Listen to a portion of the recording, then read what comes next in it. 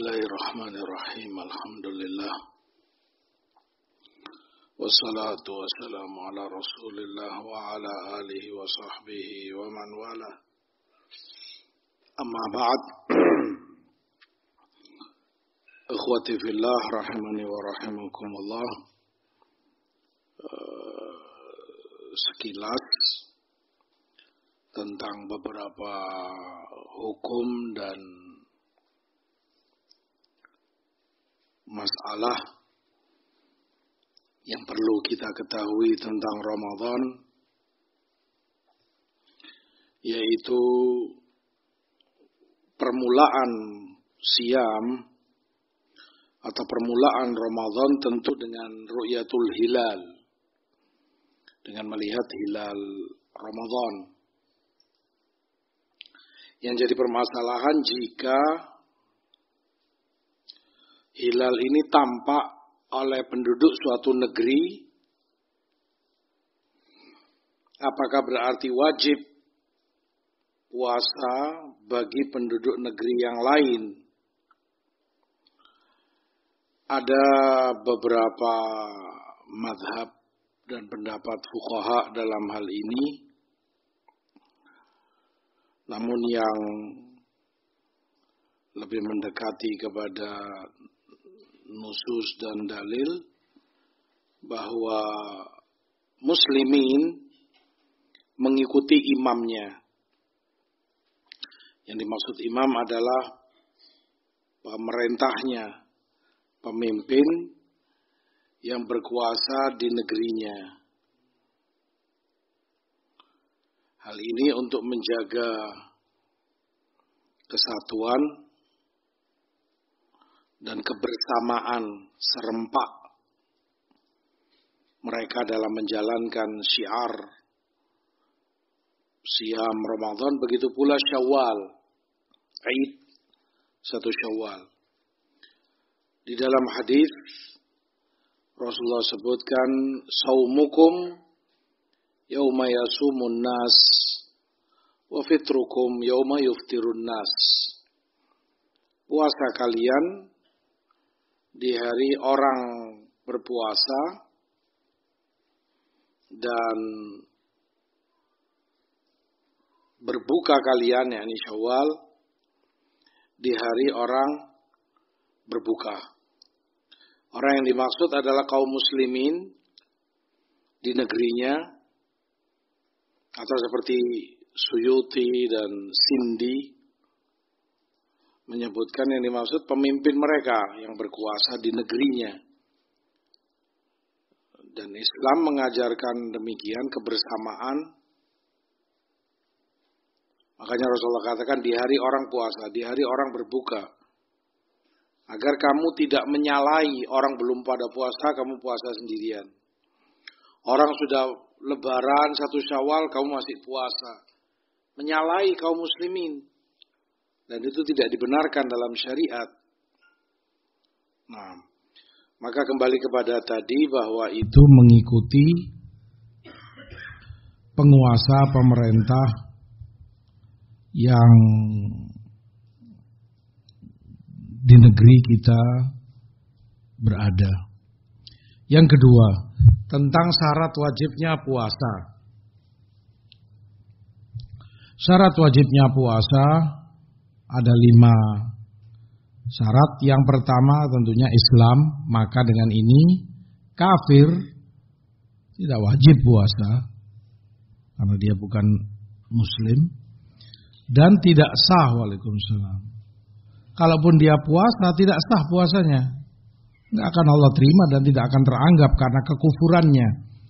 Yang kedua taklif untuk wajibnya puasa. Artinya dia mukallaf, aqil, baligh, sudah balik usianya dan berakal sehat. Dengan demikian yang belum balik ya tidak wajib puasa, atau tidak berakal ya tidak wajib untuk puasa. Yang ketiga adalah al-qudrah, punya kemampuan kuat untuk puasa. Sehingga yang tidak punya kemampuan, ya nggak wajib untuk puasa. Ketidakmampuan atau bahasa Arabnya al-ajiz, ajiz, nggak kuasa, nggak mampu untuk puasa. Itu ada dua macam fuqaha sebut. Yang pertama sifatnya tarik. Tarik itu kasuistik, insidentil, sementara atau kebetulan. Sebetulnya dia orang kuat, tapi saat itu sedang sakit misalnya, perutnya luar biasa sakit misalnya, maka nggak wajib baginya untuk puasa. Atau dia sedang safar, maka udzur bagi dia untuk tidak puasa.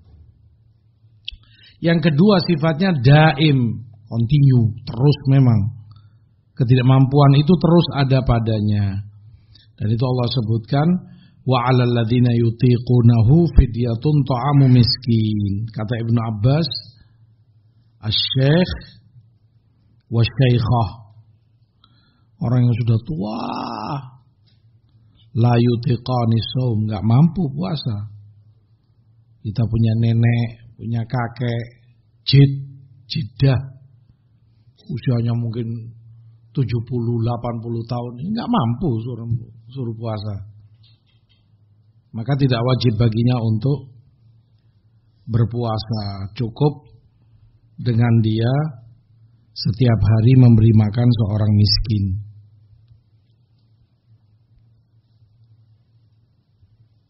Taib. Memberi makan sebagai fidyah bagi yang tidak mampu,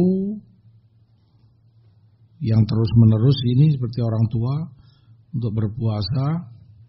Ada dua cara, sering ditanyakan. Yang pertama, memanggil atau mengundang orang-orang miskin sebatas hari yang dia tidak puasa padanya.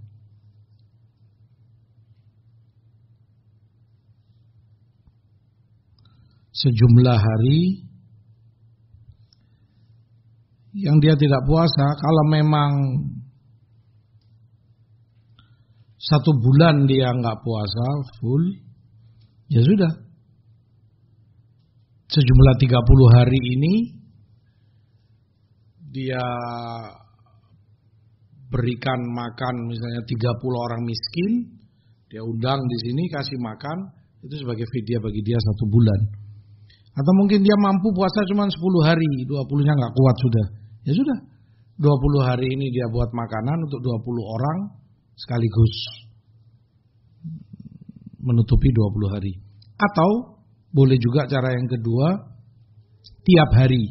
Ya tiap hari dia keluarkan makanan untuk seorang miskin. Apa yang dikeluarkan? Ya ta'am, yang disebut ta'am, makanan.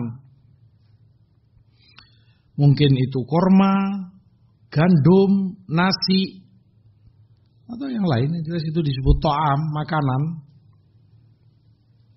Dan kembalinya juga kepada urf, kebiasaan, adat, kebiasaan suatu kaum yang dinamakan dengan itu it'am.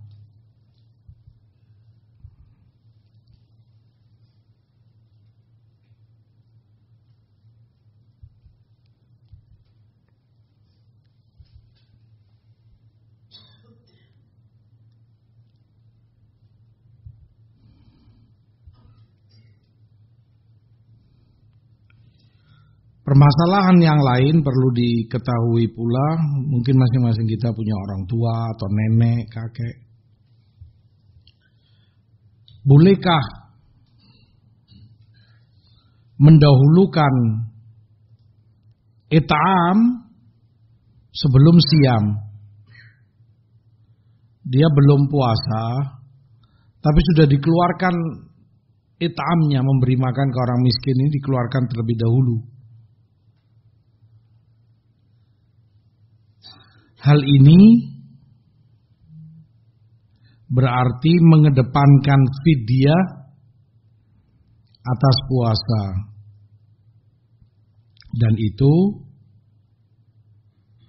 tidak mencukupi, tidak boleh.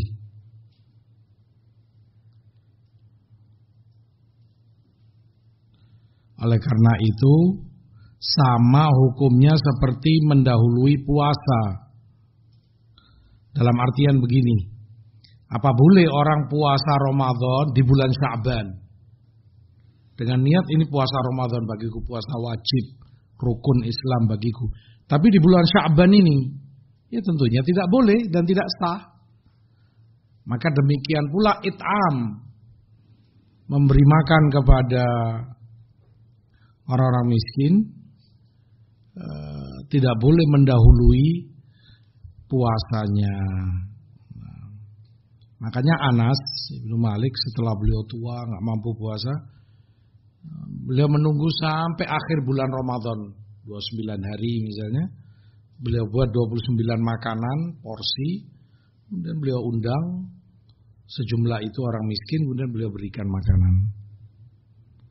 Asyahid tidak boleh mendahului puasa. Misalnya ini sudah tanggal 29 Sya'ban, ini nenek sudah nggak mungkin puasa, tua. Udah bikinkan 30 makanan, nasi lemak, ayam, kemudian dibagikan ke fuqara dan masakin. Nggak boleh. Kamu belum memasuki Ramadan. Maka it'am tidak boleh mendahului puasa. Kembali kepada syarat tadi, yang ketiga adalah kemampuan, qudrah. Syarat yang keempat adalah iqamah, artinya kamu dalam keadaan mukim, tidak safar. Maka puasa tidak wajib bagi musafir. Wa man kana maridhan aw ala safar fa iddatu min ayamin ukhra. Ijma' ulama bolehnya musafir itu berbuka, ini enggak puasa. Cuman kalau dibahas mana yang lebih afdol, puasa atau tidak bagi yang safar. Ada pendapat di kalangan fuqaha, tapi yang wallahu alam sebatas nusus yang kita pahami dan itu yang dikuatkan oleh beberapa ulama seperti Syekh Ibnu Utsaimin dan Syekhul Islam, bahkan Ibnu Taimiyah, bahkan ya adalah yang paling afdal, mana yang lebih mudah baginya. Yang paling afdal mana yang lebih mudah, mana yang lebih ringan bagimu. Terkadang puasa berat bagi dia, ya nggak sanggup. Dia safar jauh misalnya dari sini ke mana? 10 jam, 12 jam mungkin. Ya kehausan dia, lemas dia, nggak kuat. Safar itu sendiri qit'ah minal adzab. Maka kalau setingkat itu haram bahkan puasa baginya, karena dia madharat. Nah, dan Allah katakan wala taqtulu anfusakum.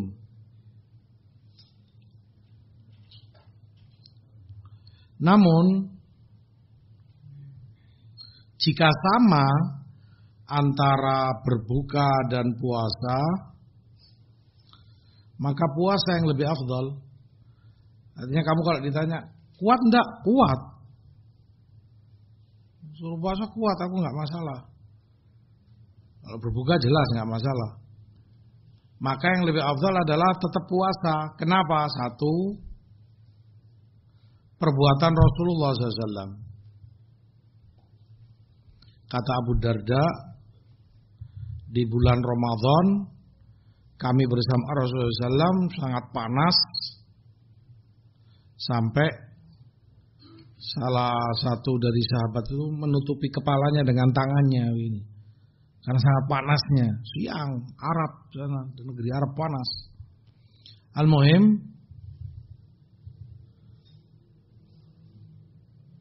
Wala fina shaim illa Rasulullah wa Abdullah bin Rawaha. Tidak satu pun dari kami yang puasa kecuali Rasulullah dan Abdullah bin Rawaha radhiyallahu anhu. Berarti perbuatan Rasul. Bagi Rasulullah nggak masalah untuk puasa. Maka itu lebih afdal karena itu perbuatan Rasulullah SAW. Rasul tidak akan lakukan kecuali yang itu lebih afdal. Hadis di Bukhari Muslim. Yang kedua, itu lebih cepat untuk ibra'udz zimmah. Ibra'udz zimmah itu menjalankan kewajiban membayar tanggungan.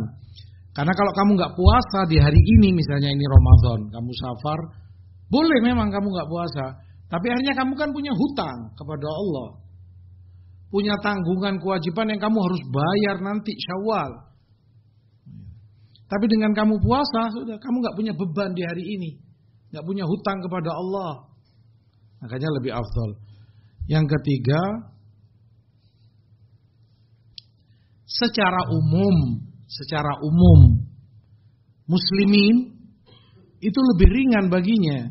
Kenapa? Karena bareng dengan banyak orang. Kalau semua ketika Ramadan, semua kan pada puasa. Muslimin, muslimat, tua, muda, anak-anak, semua pada puasa. Kamu nggak terasa puasa. Artinya beban puasa, dahaga, lapar, nggak ada artinya bagi kamu karena semua yang bersamamu puasa. Sehingga ringan. Hatta kamu dalam safar. Tapi ketika kamu sendirian, semua pada makan, minum, kamu harus bayar hutang. Puasa terasa berat. Kamu sendirian. Kan begitu. Ala kulli hal, kalau memang dia mampu maka puasa itu yang lebih afdal. Selain daripada itu,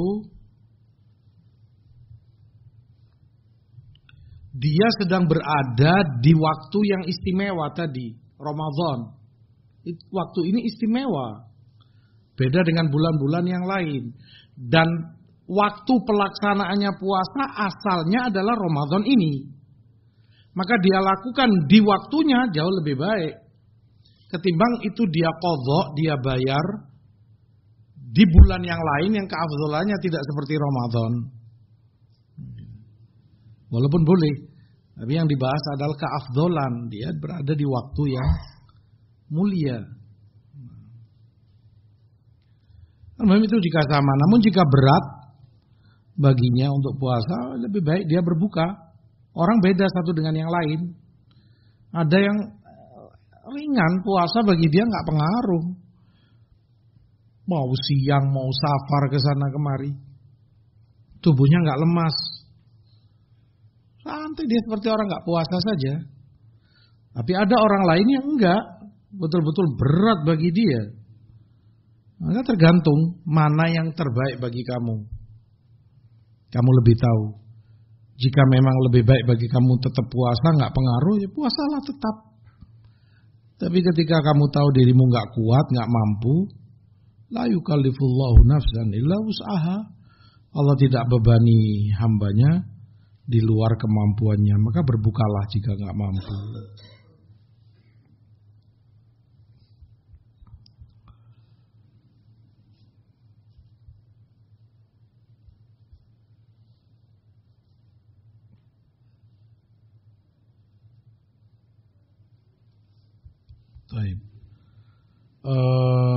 Syarat yang kelima, tadi keempat, iqamah. Yang kelima adalah dia terbebas dari mawani ussaum.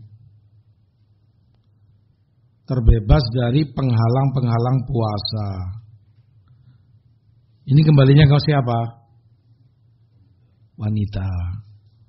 Karena hanya di mereka ada penghalang puasa, yaitu haid dan nifas. Terbebas dari ini.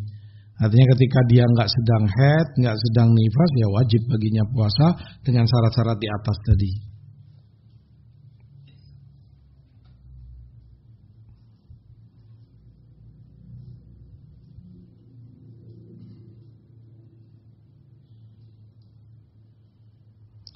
Dalam puasa pula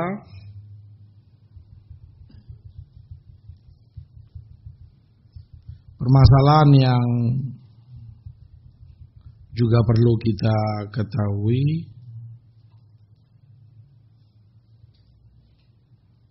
jika wanita haid, masing-masing tentu punya istri, mungkin punya ibu, adik, kakak perempuan. Jika dia haid atau yang nifas, suci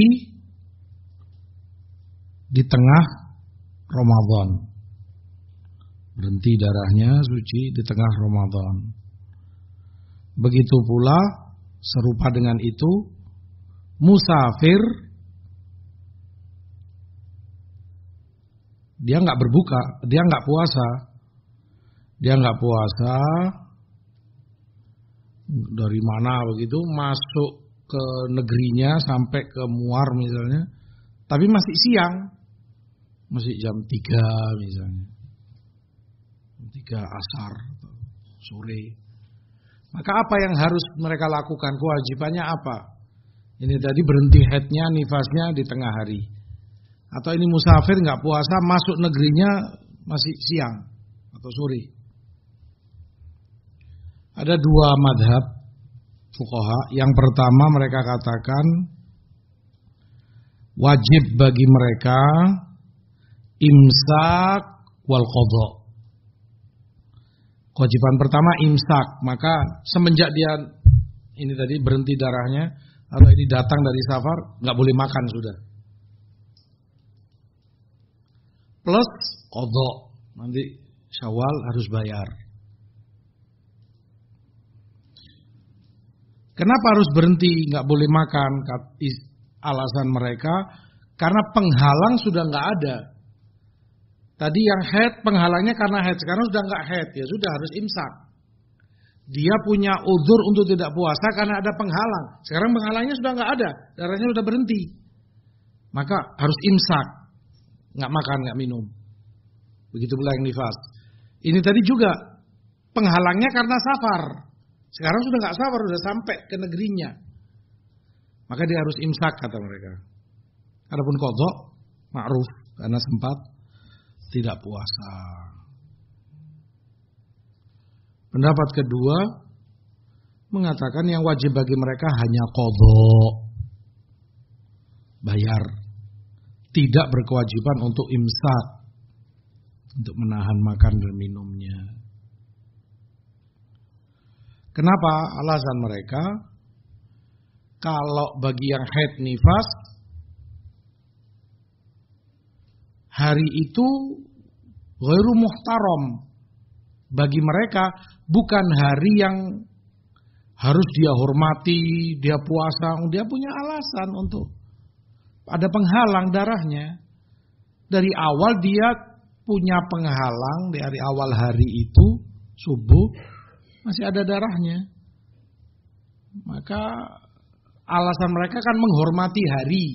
Ini masih hari Ramadan. Begitu penghalangnya hilang ya dia wajib lagi imsak. Menurut fuqaha di madhab kedua nggak tepat. Dari awal dia hari itu bukan hari yang harus dia hormati, karena dia punya penghalang haidnya atau nifasnya. Sama begitu pula yang safar. Dari awal hari dia safar, bukan hari yang harus dia hormati untuk tidak makan dan tidak minum. Maka gak ada gunanya sisa hari untuk dia imsak. Gak ada artinya untuk sisa hari dia imsak. Maka itu mengharamkan dia dari makan minum yang semula itu halal baginya. Nah, artinya juga bagi mereka yang haid, nifas atau safar ini boleh berbuka dan itu udzur syar'i, tidak puasa, zahiran wa batinan, baik itu secara zahir lahiriahnya maupun batinnya, dalam keadaan dia dilihat orang ataupun tidak. Dan ini yang tampaknya lebih mendekati kebenaran. Wallahu a'lam. Artinya tidak wajib untuk imsak. Ya sudah, di hari itu dia tetap boleh makan minum. Dari awal dia sudah nggak puasa, dari awal hari, dari subuhnya. Nah, semakna dengan itu dimasukkan juga hukumnya sama. Yang sakit jika sembuh, kamu sakit perut parah ini, melilit nggak kuat, nah, bisa puasa. Ya sudah, di hari itu kamu makan, minum. Subhanallah, jam 1 siang sembuh, bekher, sehat, masya Allah, nggak sakit. Apa wajib imsak juga sampai maghrib? Enggak, udah nggak ada kewajiban. Kamu tetap boleh makan minum sampai maghrib. Dan qadha tentunya wajib seperti tadi. Nah,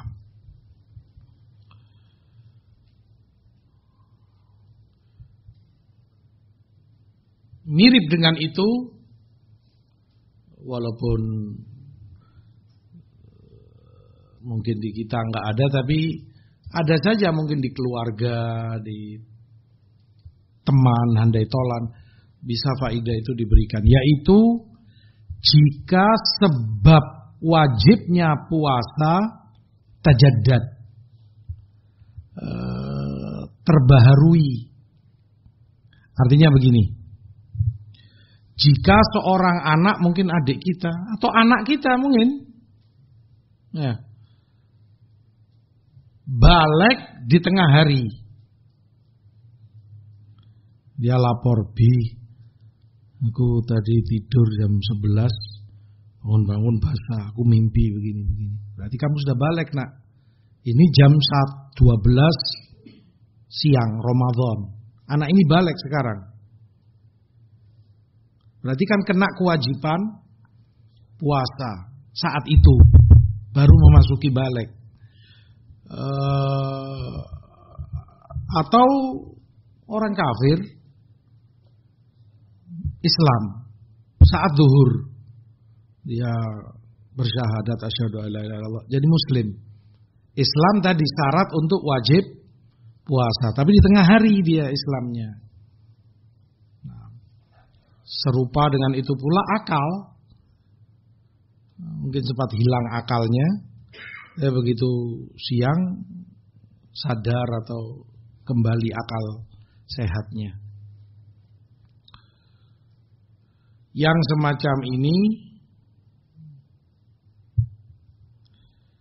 fuqaha membedakan dengan yang sebelumnya, yaitu wajib baginya untuk imsak tapi tidak wajib qadha. Beda dengan yang sebelumnya. Yang ini tajaddad, terbaharui hukum wajib baginya.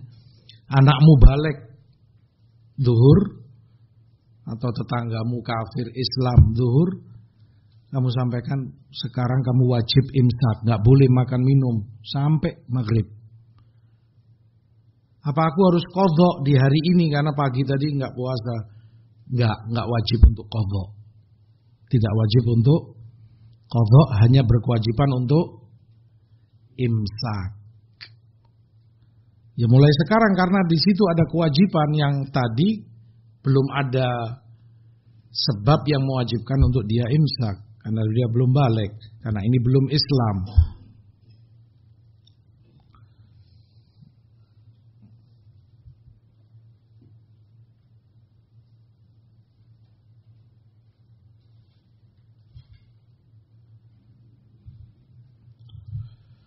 Permasalahan yang ke berapa? Mungkin ada yang nulis number 6. Baik. Mari, permasalahan orang sakit. Sakit seperti apa yang kemudian membolehkan dia untuk tidak puasa.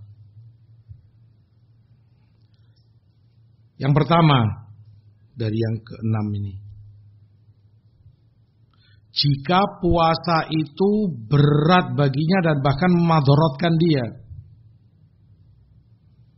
Jika puasa berat baginya dan memadorotkan.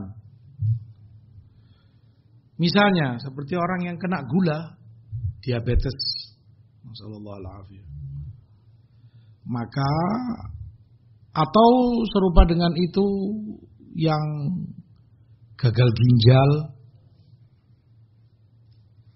naudzubillah, ginjal sama sini ya namanya. Nah, dia harus cuci darah. Maka puasa bagi dia berat kalau dia puasa. Bahkan bisa memadorotkan dirinya. Bisa lebih parah sakitnya. Apalagi mungkin dokter kalau ditanya nggak boleh puasa. Kamu tiap sekian menit harus makan, harus minum, harus ini. Maka haram baginya untuk puasa. Firman Allah, wala taqtulu anfusakum, jangan kalian binasakan diri kalian. Yang kedua, jika puasa berat baginya tapi tidak memadorotkan. Yang pertama berat dan memadorotkan. Orang kena diabetes harus konsumsi obat, harus insulin mungkin tiap sekian jam. Begitu pula yang ini. Madorot dia kalau puasa. Yang ini dia berat puasa. Sakit. Tapi jika dia paksa puasa, dia nggak madorot. Nggak sampai memadorotkan dia. Penyakitnya nggak tambah parah, enggak. Maka makruh baginya puasa. Sunnah baginya untuk berbuka, tidak puasa. Yang tadi haram puasa. Ini nggak sampai haram, makruh. Karena tidak sampai memadorotkan dirinya. Baik, yang ketiga. Jika penyakitnya tidak terpengaruh dengan puasa. Dengan puasa nggak pengaruh, nggak ada efeknya ke penyakitnya.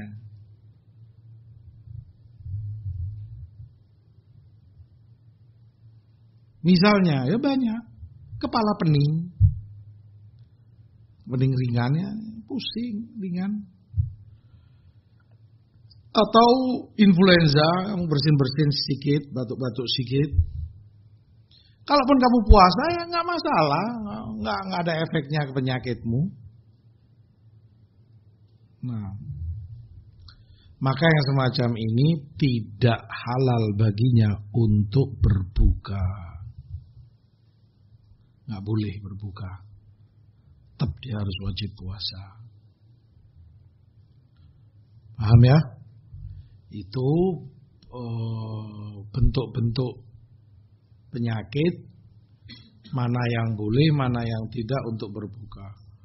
Kalau tidak dirinci seperti ini, orang akan semaunya ngambil ayat misalnya, mangkana maridon awala safar, ini sakit, boleh untuk tidak puasa. Aku flu, aku pening kepala, boleh nggak puasa?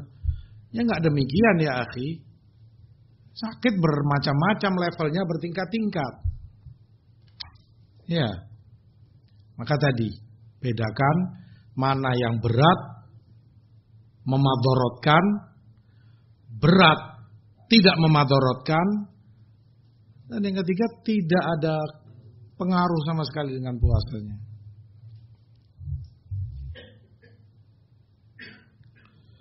Yang ketujuh, orang yang safar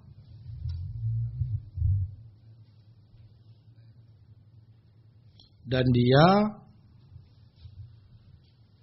tidak mampu puasa karena usia tua atau karena sakit yang tidak diharapkan kesembuhannya. Ini penyakit yang sudah akut, sudah kronis, masallallahu alaihi. Dia posisi sakit, kronis sekali, berat, sudah nggak diharapkan. Perhitungan manusia, sudah nggak diharapkan kesembuhannya, atau karena tua usianya. Safar, maka hukumnya sama seperti mukim. Wajib baginya untuk fidyah memberi makan setiap hari kepada seorang miskin. Karena memang fidyah tidak dibedakan antara yang safar maupun yang mukim. Nah,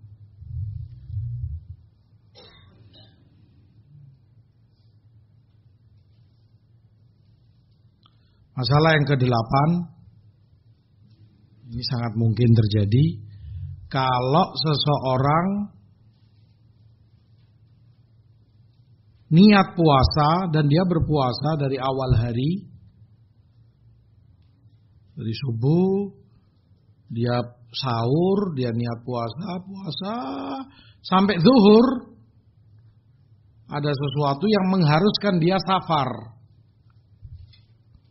Mungkin perintah kantor, dia diutus, kamu sekarang sana ke Pineng, harus ke Kelantan sana, kamu pergi ke sana kantor cabang sana. Atau urusan mungkin ke aminnya, ke pamannya, kemana. Walhasil safar di tengah hari.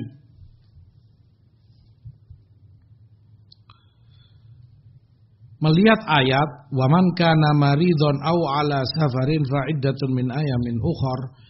Yang sakit dan safar boleh dia berbuka, ya qadha di hari lain. Maka ini umum. Safar dalam keadaan apapun, ya, ini kapanpun dia safar. Termasuk ini yang memulai safarnya di tengah hari. Boleh untuk dia kemudian berbuka. Sudah dia batalkan minum safar. Boleh baginya untuk tidak puasa.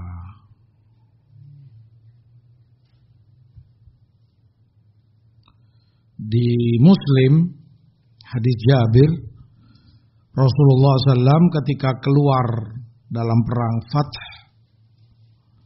puasa sampai beliau ke daerah namanya Qurra'ul Ghamim. Beliau minta air di tempat begitu, dan beliau minum, dan itu waktu asar. Beliau minum, dilihat oleh para sahabat. Nah, dan riwayat-riwayat dari sahabat juga banyak dalam hal ini. Terkait masalah ini, apa kemudian disyaratkan untuk meninggalkan, apa kalau istilah antum, negerinya, negeri ya, negeri KL, negeri Johor, begitu. Nah, apa disyaratkan bolehnya berbuka bagi ini tadi yang safar untuk keluar meninggalkan negerinya, atau tidak disyaratkan? Ada khilaf memang di kalangan fuqaha. Yang Syekh Ibn Utsaimin kuatkan boleh bolehnya dia berbuka, bolehnya dia tidak puasa saat telah keluar meninggalkan negerinya. Karena saat itu disebut musafir. Apa batasannya? Ya kalau dulu fuqaha dulu mereka istilahkan tawarat bihid diyar. Zaman dulu kan sederhana ya.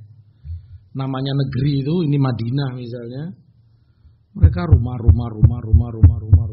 sampai sini misalnya. Ada rumah. Nah, setelah itu padang pasir sudah. Yang diistilahkan meninggalkan negeri itu dia sampai ke sini, sudah dia nggak terlihat lagi rumah-rumah ini.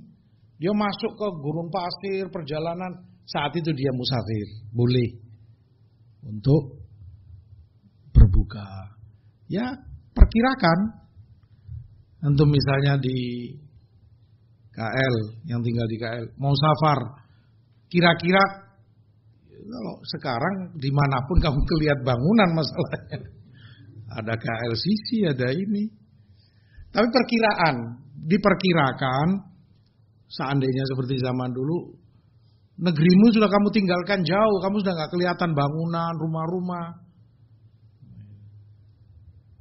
Begitu pula yang di Johor, kira-kira kamu sudah keluar dari Johor jauh, sudah gak kelihatan rumah, gedung-gedung di Johor, kamu sudah safar. Diperkirakan saat itu orang musafir. Termasuk yang perlu dalam hal ini juga sholat. Kadang sebagian orang merasa dirinya mau safar, belum safar. Ini sekarang kamu zuhur, bentar lagi kita sholat zuhur. Saya orang KL, mau safar ke Singapura misalnya. Sholat zuhur sekalian tak jamak asar karena saya mau safar.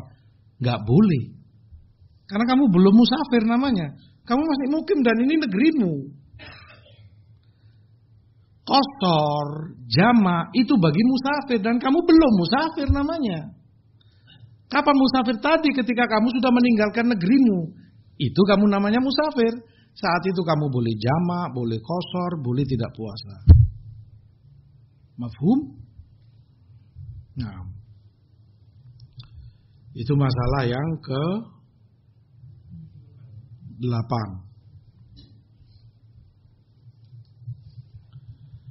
Masalah yang ke-9,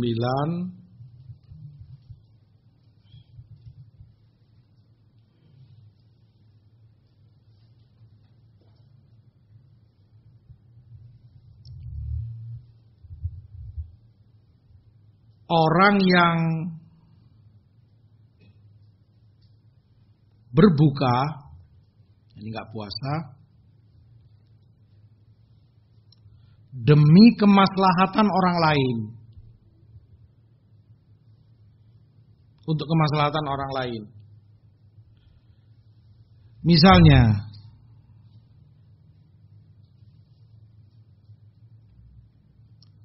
dia ingin menyelamatkan orang yang tenggelam. Dia masuk laut atau sungai atau kolam renang dalam, mungkin saja dia ketelan air dan sengaja buka sudah demi menyelamatkan ini orang. Atau serupa dengan itu, seperti apa di sini namanya? Pemadam kebakaran, bomber, di Salmoim itu. Kalau ada kebakaran kan mereka padamkan. Nah, mungkin dia masuk gedung untuk menyelamatkan, ada anak kecil di dalam lantai 3, panas, api, asap, dia nggak kuat kalau puasa terus. Demi menyelamatkan anak ini, dia batalkan puasanya. Nah, sebagian ulama ada yang mengatakan yang wajib baginya adalah qadha, jelas karena dia nggak puasa. Plus dia harus it'am, memberi makan satu orang miskin. Yang kedua, wajib baginya qadha saja.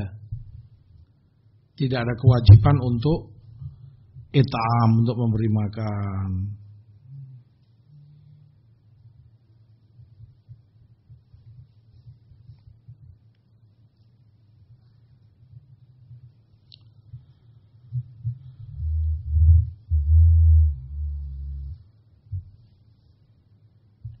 Serupa dengan itu,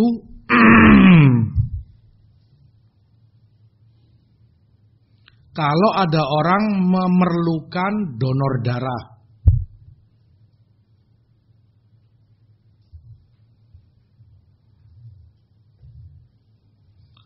dan tidak ada darah kecuali dia yang punya.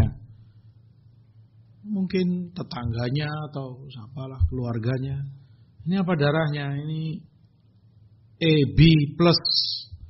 Tidak ada yang punya darah AB kecuali dia. Dan mengeluarkan darah membatalkan puasa. Maka boleh baginya dia membatalkan puasanya demi kemaslahatan orang lain. Ini kalau nggak cepat ditransfusi darah bisa mati nih orang. Perlu sekali segera harus dapat darah. Maka boleh, dan tadi dia hanya berkewajiban untuk qadha.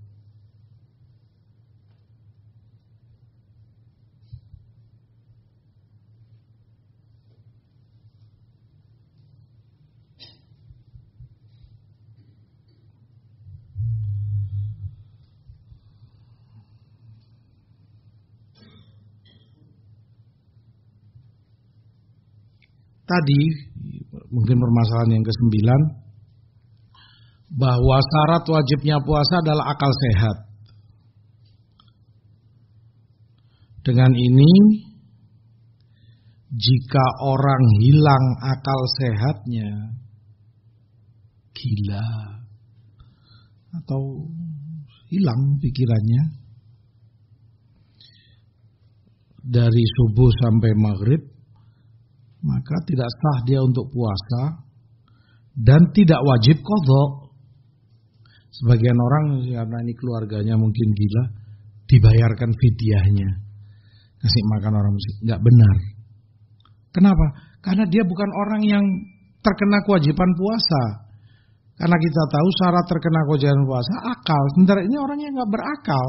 Bagaimana kamu kasih fidyah? Fidyah itu bagi yang wajib puasa, cuman dia ada penghalang, nggak bisa. Ini nggak wajib untuk puasa, akalnya nggak ada. Nah, mirip dengan itu, tapi beda hukum. Jika seseorang pingsan di hampir keseluruhan harinya, dia pingsan, jatuh, bangun-bangun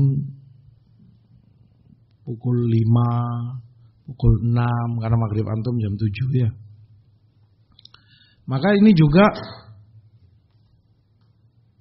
tidak sah untuk puasa, ya, karena nggak berakal. Bagaimana berakal dong dia orang pingsan? Hilang akalnya dalam keadaan dia pingsan, tapi wajib untuk qadha karena dia sebetulnya ada akalnya, hanya saja dalam keadaan pingsan saat dia terjatuh atau ini, maka tidak wajib puasa, tidak sah puasanya, namun berkewajiban untuk mengqadha karena dia mukallaf, masih mukallaf.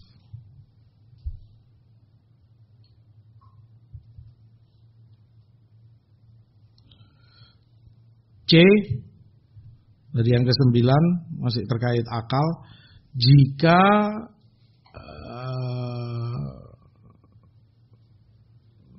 orang tertidur, nah, dia niat mau puasa, aku mau puasa besok.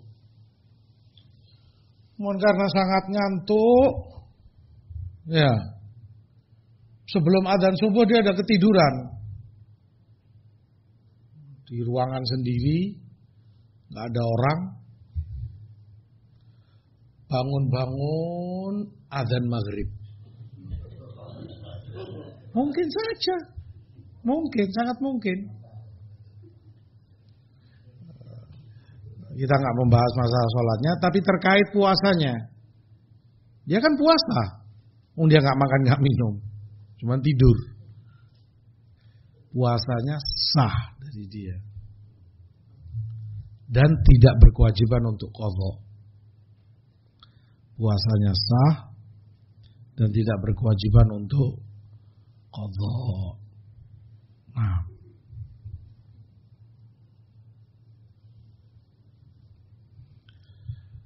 Puasa wajib untuk orang itu meniatkan puasa. Karena hadis Daruqutni dari Aisyah, Rasul katakan, "Man lam yubayyitus siyama qabla tulu'il fajr fala siyamalah." Yang belum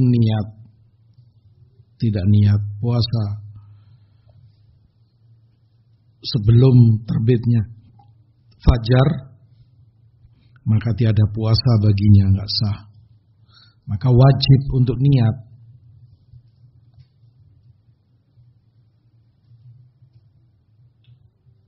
Ya niat, bukan sesuatu yang dilafadzkan, tetapi dia niat untuk menjalankan ibadahnya, puasanya di hari ini. Nah,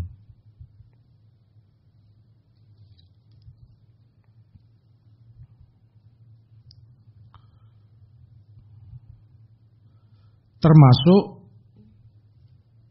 perkara niat, boleh puasa itu tanpa niat di awal hari subuh sebelum fajar. Boleh, memang sah puasanya tanpa niat kalau itu puasa sunnah, bukan puasa fardu, bukan puasa wajib. Boleh. Dan itu pun dengan syarat tidak melanggar yang membatalkan puasanya setelah fajar. Rasulullah SAW suatu hari masuk ke rumah istrinya, lalu beliau tanya, "Ala indakum min syai'? Kalian punya sesuatu yang bisa dimakan pagi?" Mereka katakan, "Enggak ada, Rasulullah." Qala inni idzan shaim, kalau gitu aku puasa. Menunjukkan beliau enggak niat puasa dari subuh, mau makan. Cuman karena enggak ada ya sudah puasa. Berarti boleh puasa sunnah tanpa niat dari awal hari, dari subuh.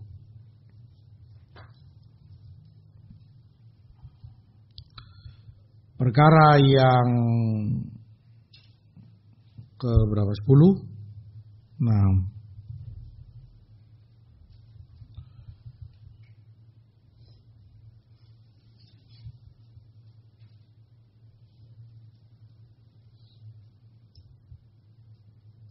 tentang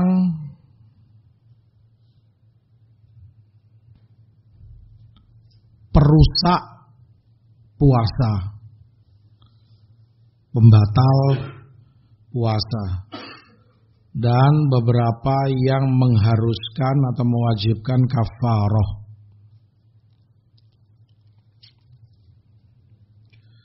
Muftirat, pembatal, induknya ada 3. Allah katakan, "Fal ana bashiruhunna wabtaghu ma kataballahu lakum wa kulu washrabu hatta yatabayyana lakumul khaytul abyadu minal khaytil aswad minal fajr thumma atimmus siyama ilal lail." Bashiruhunna, jima, al-akal, makan, wasyurb, minum. Ini induk pembatal puasa. Dan ijma' ulama bahwa ketiganya membatalkan atau merusak puasa.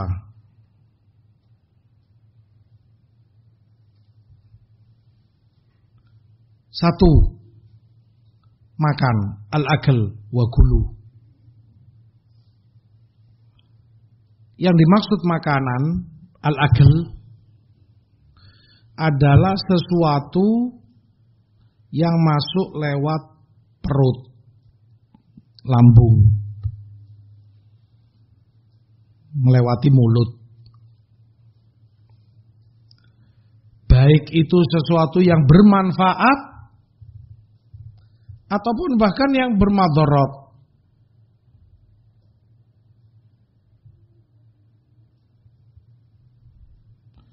Yang bermanfaat ya seperti ya banyaklah nasi, daging, buah dan lainnya.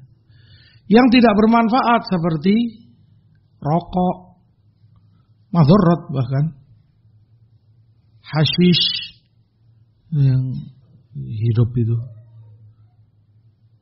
shisha. Nah, atau yang tidak kedua-duanya, tidak manfaat, tidak madharat. Nah, segala yang masuk ke perut lewat mulut, maka itu agel, membatalkan puasa. Yang kedua, syurb, minuman. Sama seperti makanan, lewat mulut masuk, baik itu yang bermanfaat, yang diminum, atau yang bermadharat, atau yang tidak ada manfaatnya, tidak ada madharatnya.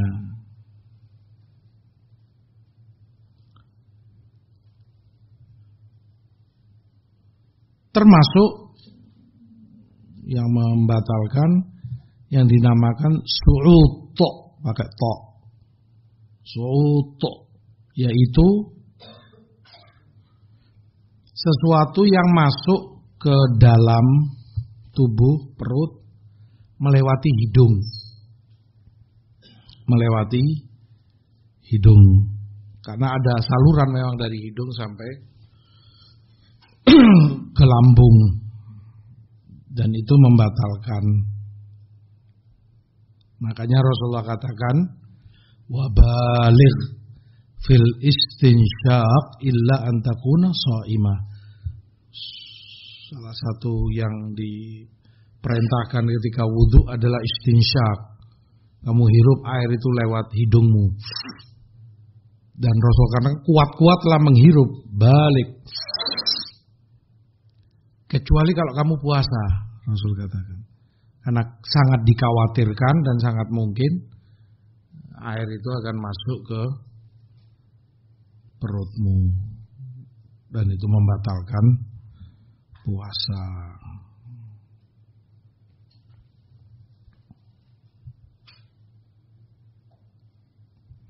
Yang keempat, makan, minum, su'ud. Yang keempat, suntikan lewat belakang.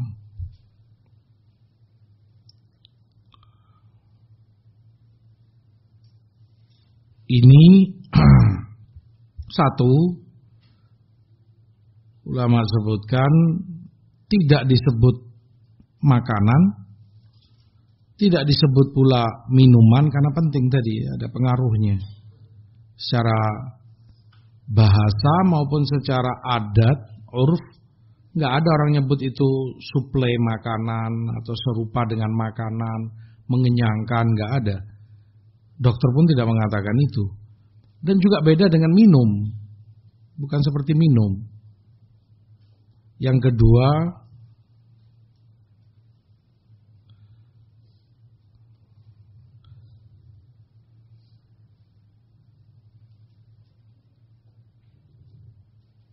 dalam nusus juga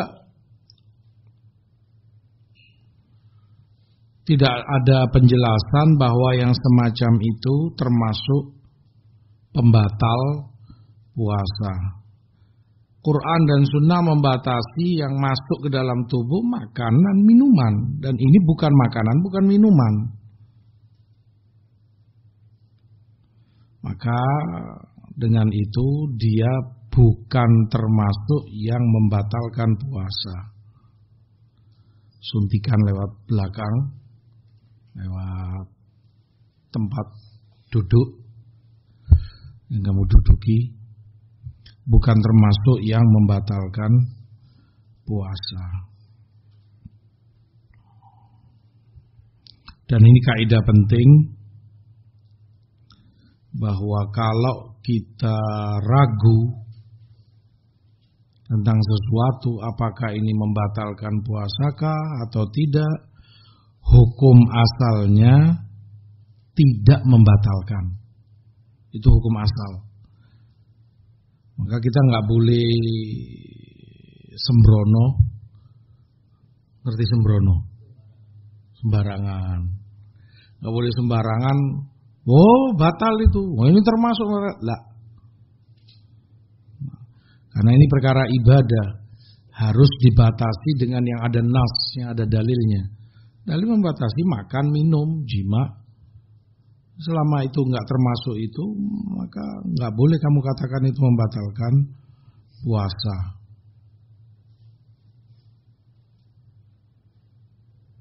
Yang kelima,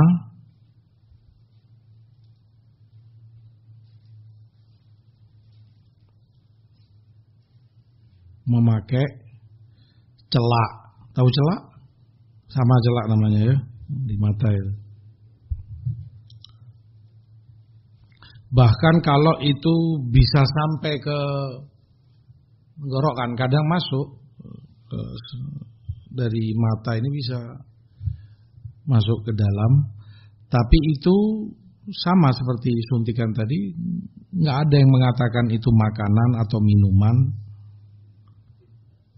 Dan tidak sama hukumnya seperti makan atau minum, dan tidak dia dapati seperti dia dapati makan minum. Orang makan kenyang, minum hilang dahaganya. Kalau kemudian dia pakai celak di matanya, apa hilang dahaganya misalnya? Enggak lah. Apa dia kenyang? Enggak mungkin juga. Makanya bukan makan, bukan minum, maka tidak membatalkan puasa. Dan tidak ada nas juga dari Rasulullah, hadis yang menunjukkan kalau itu membatalkan puasa. Sama seperti tadi, kita nggak sembarangan, hukum asalnya tidak boleh dikatakan itu membatalkan puasa. Semakna dengan celak, obat tetes mata. Kamu mungkin kena debu atau gatal, kamu kasih obat tetes mata, insto atau apa namanya. Nah, boleh. Dan itu tidak membatalkan puasa. Nah,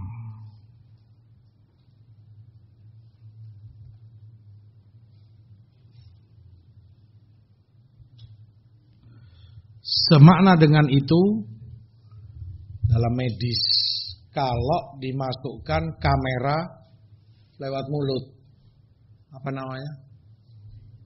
Endoskopi ya. Nah, dimasukkan untuk melihat lambungnya. Maka ini juga tidak membatalkan puasa.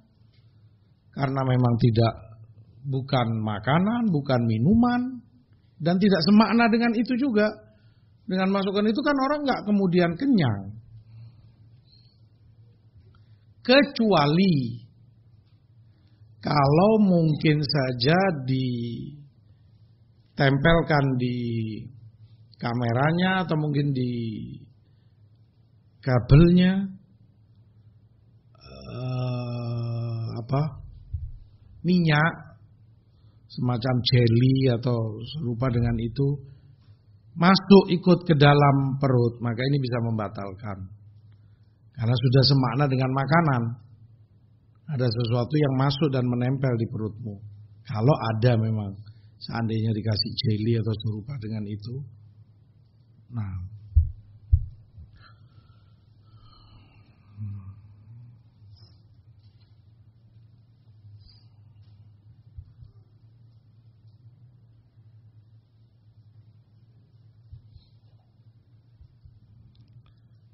ini semua yang kelima ya.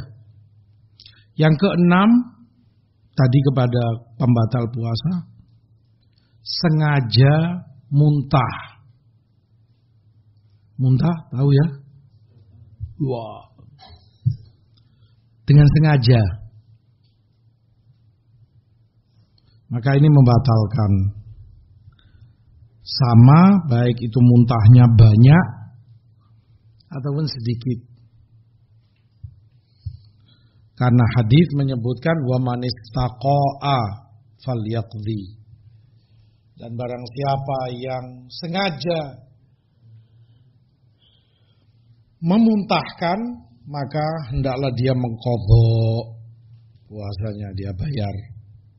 Wa man dara'ahul qai' fala qadha'a alaih. Tapi kalau tanpa kesengajaan maka tidak ada kewajiban qadha baginya. Hadis di Ahmad dan Tirmidzi. Enggak sengaja, kadang masing-masing mungkin pernah mengalami. Kamu diam gini tiba-tiba seperti terangkat sendiri dari lambung sisa makanan. Sampai ke mulutmu. Kadang begitu. Atau bahkan mungkin karena mual atau ini bau sesuatu. Tanpa kamu sengaja, tanpa kamu rekayasa, keluar. Maka ini enggak batal puasanya. Yang membatalkan kalau ada kesengajaan dari kamu. Kamu muntah-muntahkan atau kamu masukkan jarimu misalnya atau semisal itu. Ada faktor kesengajaan. Maka itu yang membatalkan puasa. Nah.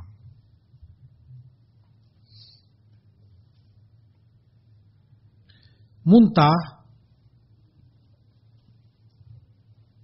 yang membatalkan puasa ma'ruf, bahasa muntah ma'ruf ya. Yang keluar dari lambung, dari perut. Sehingga kalau yang keluar itu sebatas dari leher, itu bukan muntah namanya dan tidak membatalkan puasa. Misalnya kamu berdaham, ada slem, ada dahak keluar, itu bukan muntah namanya dan tidak membatalkan puasa. Muntah ma'ruf, dari perut keluar, nasi keluar, segalanya keluar. Nah,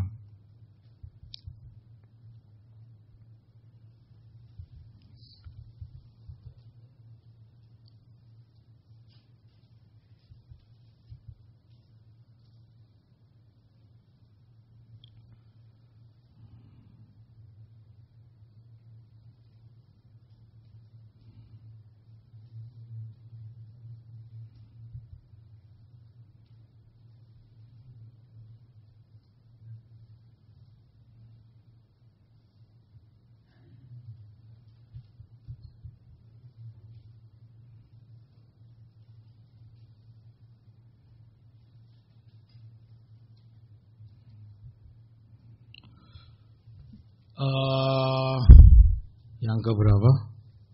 7 ya. Yang ke-7,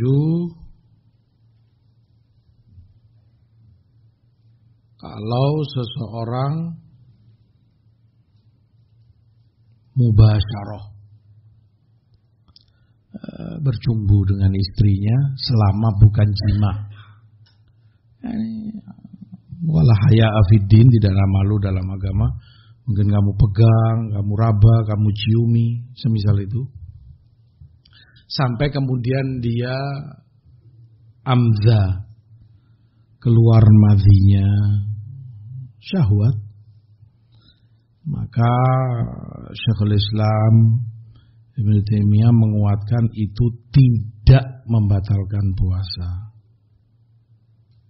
Karena tidak ada dalilnya.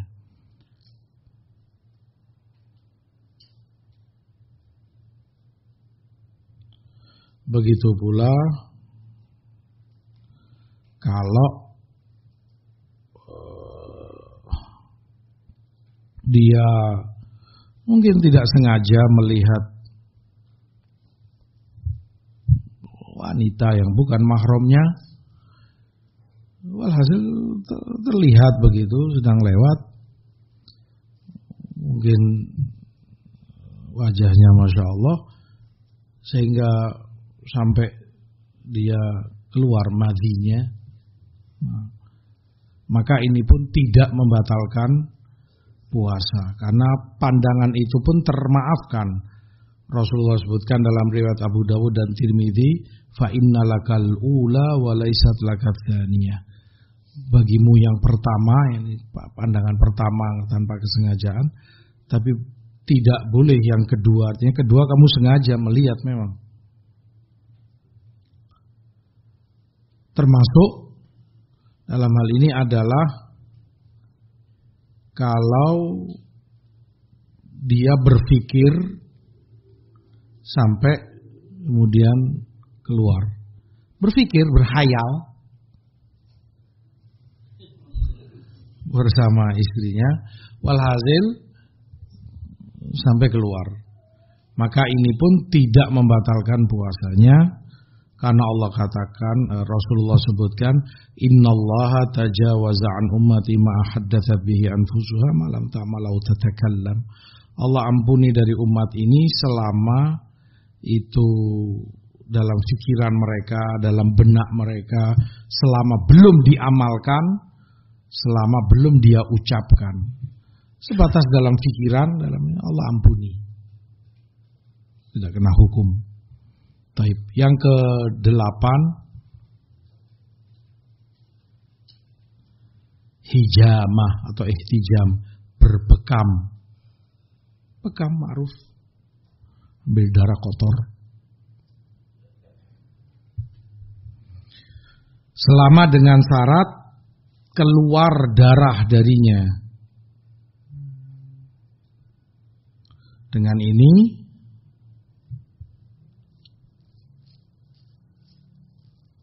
yang berbekam dan tidak keluar darahnya, ya tidak batal puasanya. Jika keluar darahnya, ya batal.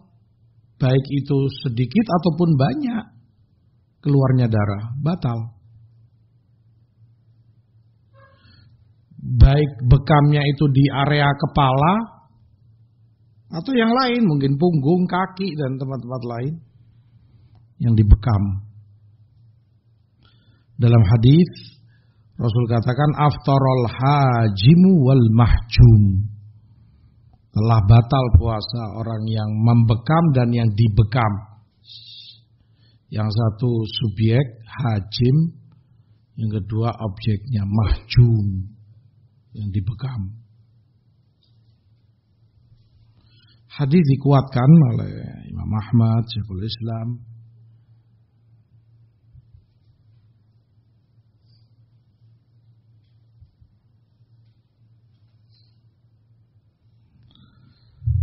Kenapa yang dibekam ini batal puasanya? Sebagian fuqaha menjawab, ya ta'budiyah, yaitu ibadah saja, nggak bisa kamu tanya kenapa dan apa hikmahnya.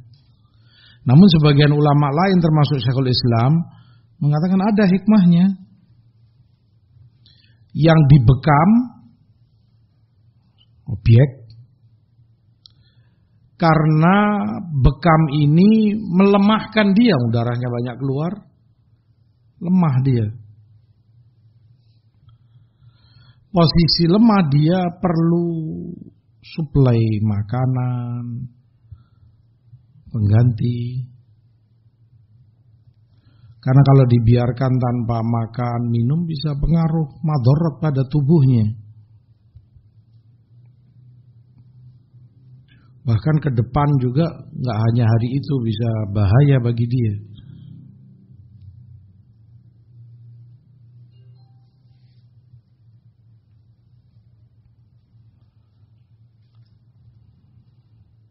Adapun hajim yang membekam, tukang bekamnya, subjek,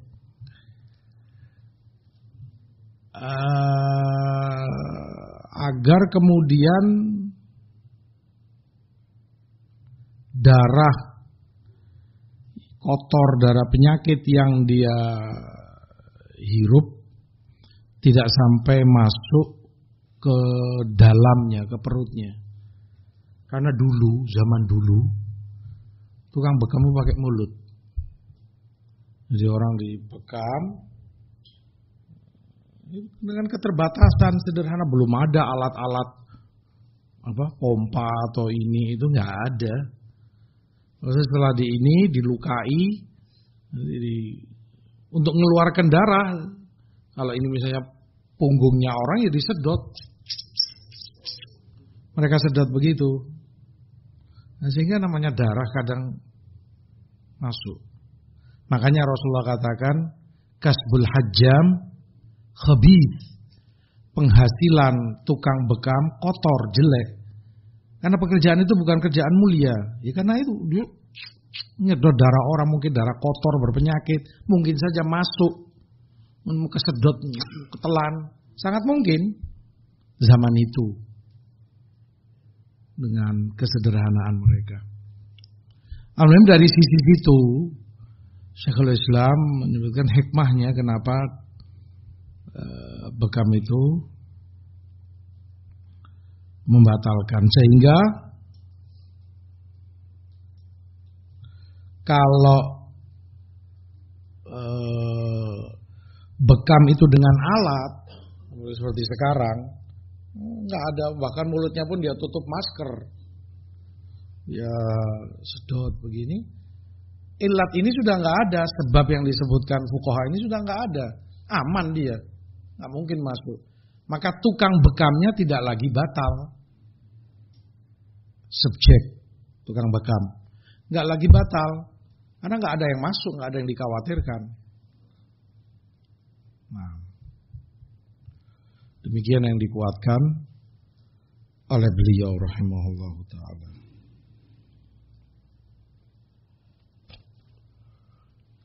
Serupa dengan bekam, al-fasd. Tahu al-fasd? Al-fasd serupa dengan bekam, mengeluarkan darah intinya dari pembuluh darah apa namanya?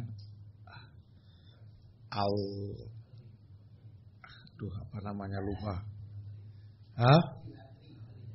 Arteri yang lari ke jantung. Kan darah ada dua, ada masuk, ada keluar yang dari jantung. Nah, biasanya di sini kita pernah nyoba di Indonesia, ada ikhwah yang ahli, diikat dengan karet sehingga kelihatan betul yang arteri tadi.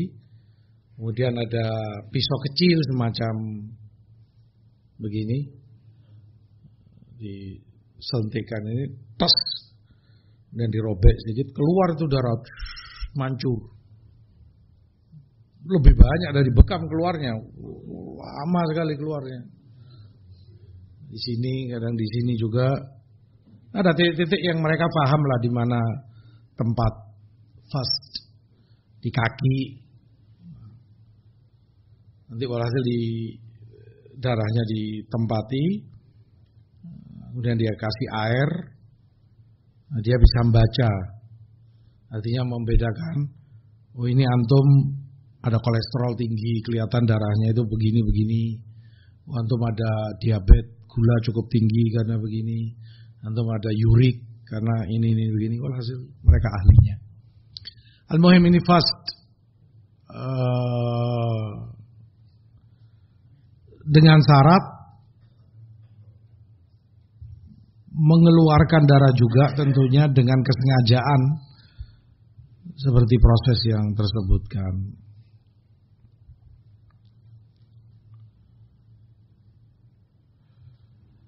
Fasad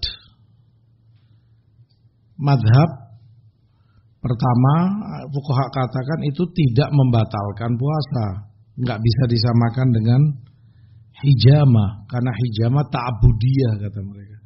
Itu ibadah, nggak bisa diotak-atik, nggak bisa kamu kiaskan yang lainnya kepadanya. Yang kedua, sama seperti hijamah, membatalkan puasa. Karena ilatnya sama, dan seperti Syekhul Islam katakan tadi, membuat orang lemas. Makanya perlunya ilat, ditanya, dibahas apa sebabnya, kenapa hikmahnya. Karena dengan itu bisa diketahui hukum-hukum yang lain yang serupa dengan itu.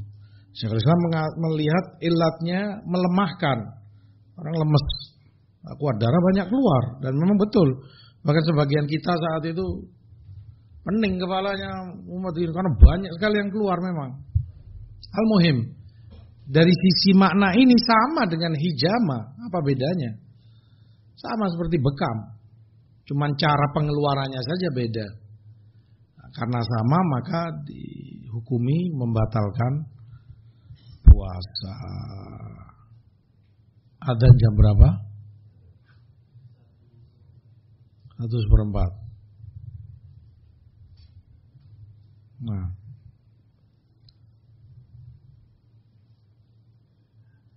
terakhir mungkin sedikit.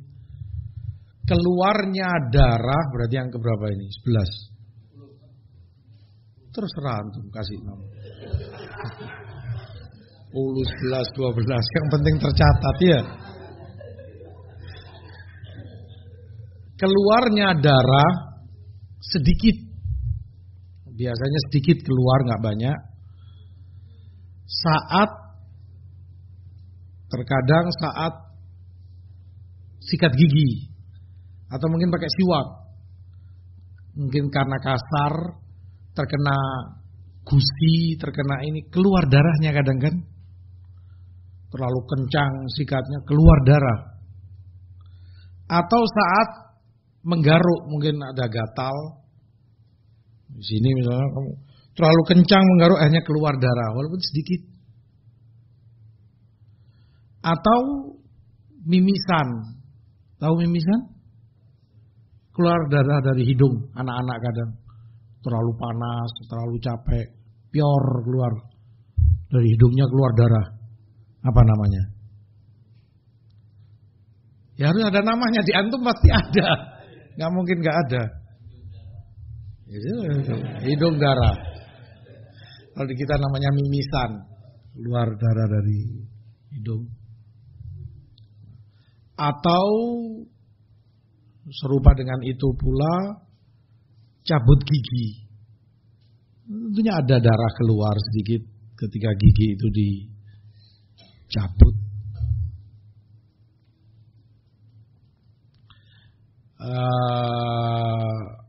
Yang semacam ini, cabut gigi, tidak membatalkan puasa.